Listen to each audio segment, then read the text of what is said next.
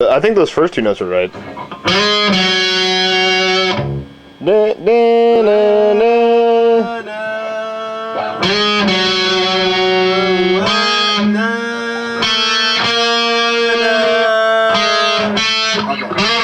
What?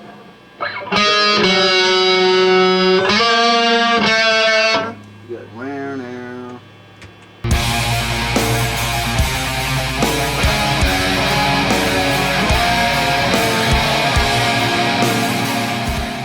We're doing tab solos. They finish here. We're done.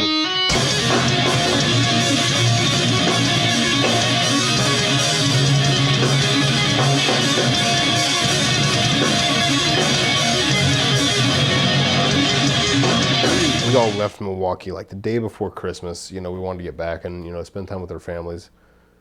The plan was for York and Josh to go back up to Milwaukee and do the vocals. And it was just a way different experience than what we'd done before.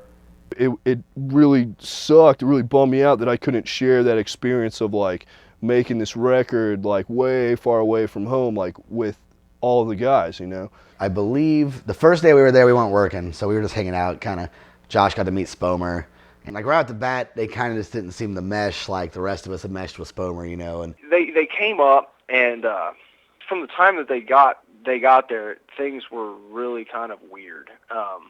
York really wasn't acting the same, and Josh, I don't know what. I mean, this was my first experience meeting him, so I really didn't, I didn't know what to expect from him. I figured he was going to be like you guys, and obviously he wasn't.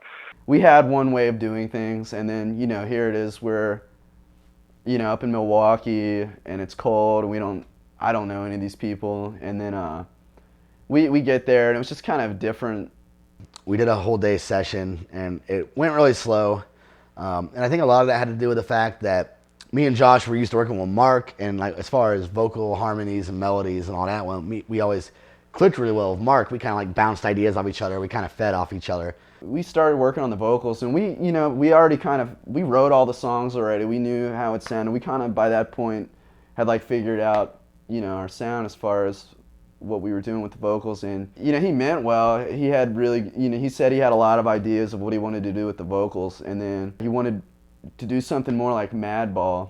Trying to tell him like put some power behind your vocals. I mean, by power I didn't mean like like scream like fucking guttural fucking intensity type shit. What I meant was like sing with a purpose. Don't sing flat. Sing with like some intensity. And I was like giving examples. I was like the guy like Freddie from Madball. Completely different style of music, completely different vocal pattern, but the vocal presence is completely charged. He was getting pretty frustrated. It just wasn't moving as well. And so we talked about it, and it kind of decided, well, we have to do, this is our first like full length on a label that's going to be out in stores and distributed, and we need to do what's best for the record. I mean, I had doubts too. I never really understood why we needed to go up there to do that record. I kind of liked what we had established back here, and we were used to working with Mark, and it just wasn't really happening. He doesn't really. I don't know if it's like this like in his personal life or whatever, but like he's just the type of person that has it set in his mind the way that he's going to do it, and he's not going to do it any differently. And I don't know whether it's just the way that I was kind of conveying this information to him, or if it was just I really have no idea. But after the second day of doing vocals, he just decided. They come up to me and they said that they were going back to Atlanta. So we told Spomer and went over to Bobby Peru to let Shane know, the owner. And basically what happened was Shane tries to bluff us out. This guy walked in on a recording session like 3 or 4 times out of like the fucking month we worked on it. Saying, well, I mean, you're going to get dropped by your label and this and that. Saying all this bullshit, trying to scare us not to leave. Finally, what the end game is that he says, that's cool if you guys are going to leave, but now I'm not going to cut your label a deal, and I'm not going to release your tapes to Mark McCluskey in Georgia until I'm paid in full. And, I mean, for me, that was a slap in my face, really. I mean, I just didn't know what the fuck I was doing wrong. I mean, it was like, I know what I'm saying is right. And I know what I'm saying is right after the fact because I hear it on the record, and it's exactly what I wanted. Me and Josh were like, we need to go outside and talk. And they were like, yeah, sure. And we were just like, fuck this. So we went back in there and said, yeah, that's fine. We're walking away. We'll figure it out. They left without recording a goddamn thing. We just got back from Milwaukee. We had a great fucking time. We had a great fucking experience. What the fuck is the problem? We went to back to Chicago to our friend's house where we'd stayed on tour. I remember I was going to have one of my friends drive us down there, but I thought that would kind of be the best way to go. But then Spomer was, no, I'll take you there. I'm going to take you. So he drove us there, and I remember it was kind of like one of the most uncomfortable car rides I'd ever been on. And I didn't speak to either of them on the way down. I mean, just the whole drive. I mean, pretty much like an hour and a half drive to that part of the city, and just dead silent. And I was pretty hot. That was pretty much the end of it. I just remember it was the most. It was a really tense car ride.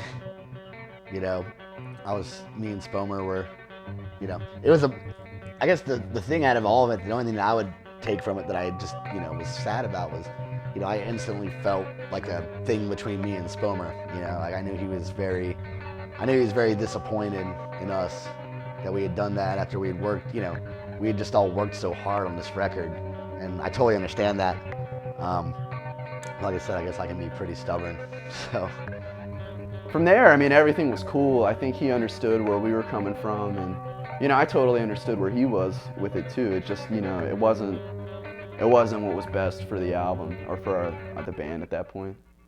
That was essentially the end of not only my part of that project, but it was also the end of my career at Bobby Peru, because Shane had all this time, invested in the project, and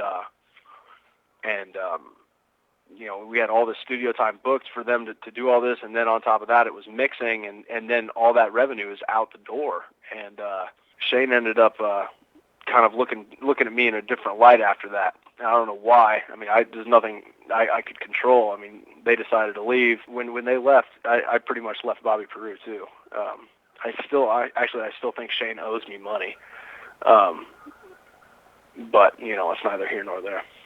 Put yourself in my shoes.